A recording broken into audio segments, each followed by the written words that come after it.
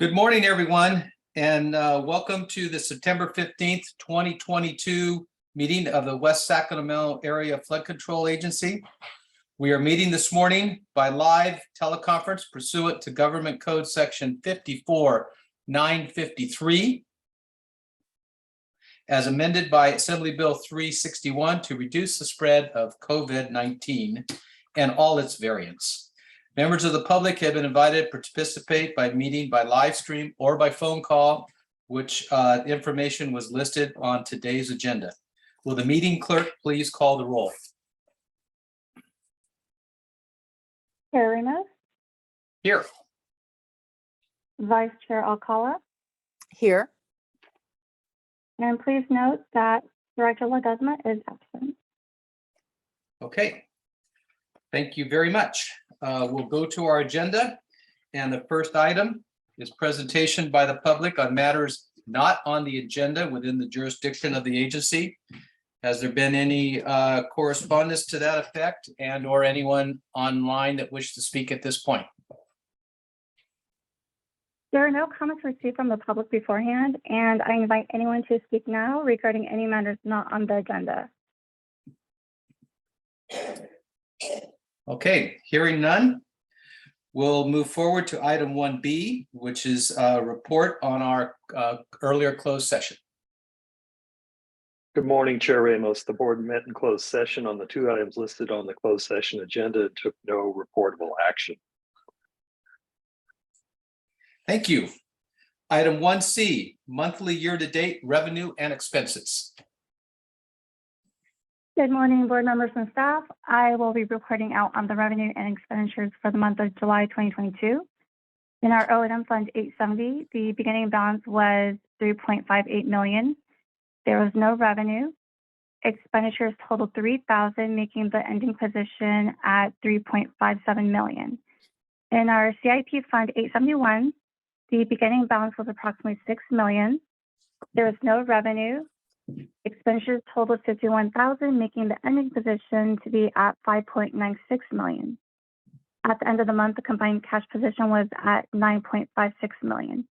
So the reason Fund 870's beginning balance was at $3.57 million instead of the regular $8.77 million, tracking from the previous month, was because finance transferred $4.8 million out of Fund 870 to 884 for the bond debt services. This was backdated to fiscal year 2022, so it's not shown in the reporting detail. And unfortunately, the table in the program update didn't reflect this either because the transfer happened after the fact that I already ran the reports. And so as of September 12th, the combined cash position was approximately at $11 million because approximately $1.5 million did hit Fund 871 for quarter 43 and 44 true up. And so on August 25th, the final portion of the fiscal 21-22 assessment also posted to Fund 870 in the amount of $232,000. And so I know it's a lot of information. Please let me know if you had any questions. Okay, any questions from any other members? No. Okay. Hearing none, good to hear we're paying our bonds. So with that, we'll continue on to the consent agenda. Two items. One, resolution 220901 to continue the state of emergency as far as teleconference meetings, and approval of the August 18th, 2022 meeting minutes. And I would make the motion that we approve the consent agenda as presented. Second, Alcala. It's been moved and seconded. Will the clerk please call the roll? Chair Alcala, Aye. Chair Ramos. Aye. All right, motion passes. Thank you. Okay, thank you. Let's move on to item 4A, the WSAFCA project updates. Thank you, Chair Ramos. Vice Chair Alcala. This will be a short update, just like this meeting. Southport is, staff is currently working with DWR staff, both the real estate division and the geomatics group, along with our surveyor, to close out the Southport real estate project. Our target date for closeout this year is the end of the calendar year. So we are looking at all the different things that we need to get accomplished, and most of the things are already with DWR. We're just looking for reviews and approvals. In terms of the restoration project in Southport, the restoration plantings did survive the heat spell. We were on we were watering 5 days a week during the last couple of weeks. We're back to a regular maintenance schedule for irrigation. Regular fall maintenance is occurring right now in anticipation for, shutting down for the season. And in terms of the federal project, just over 1 week ago, WSAFCA, or Tom Ramos on behalf of WSAFCA, signed a program partnership agreement with the federal government, with the U.S. Army Corps of Engineers at their offices. It's a huge milestone for the city, as well as for the flood program. Tom, did you want to add anything to this?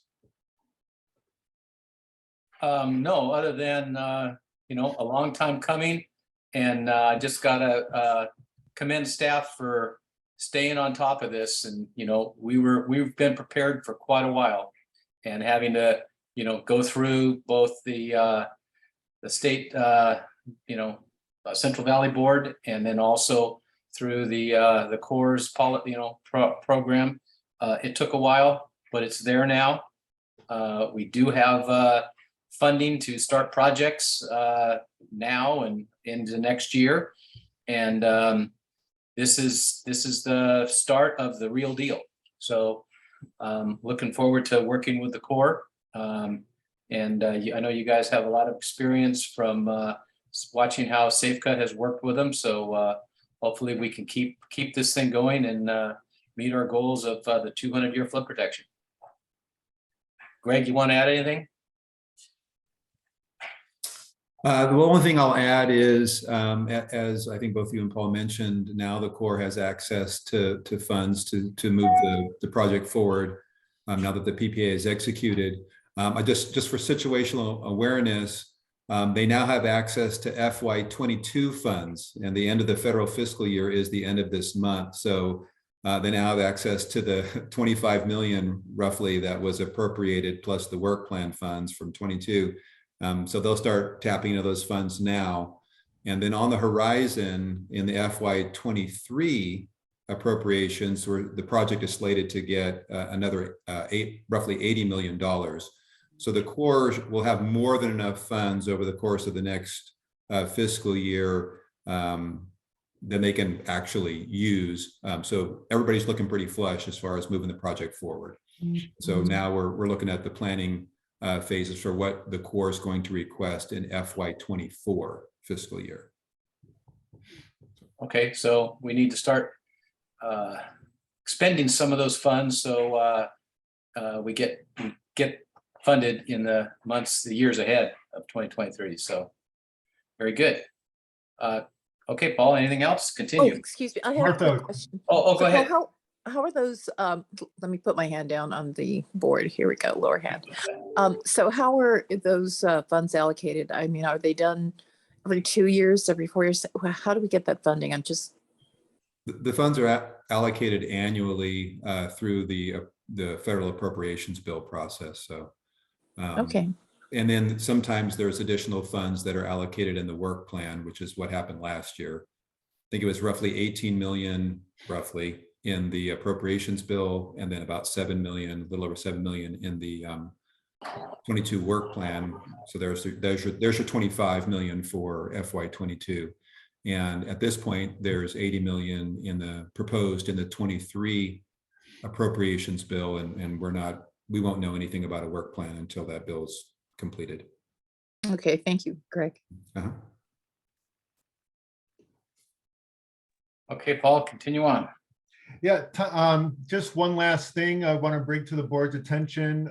Next month, either Parks or Parks and Capital Projects will come and do a short presentation about some of the initiatives to turn Southport's levee project into more of a multi-benefit project. Both talking about a trailhead as well as the paving of the top of the levee. So that there's some things that they're working through design, but they're going to come and do a presentation next month, just for your awareness.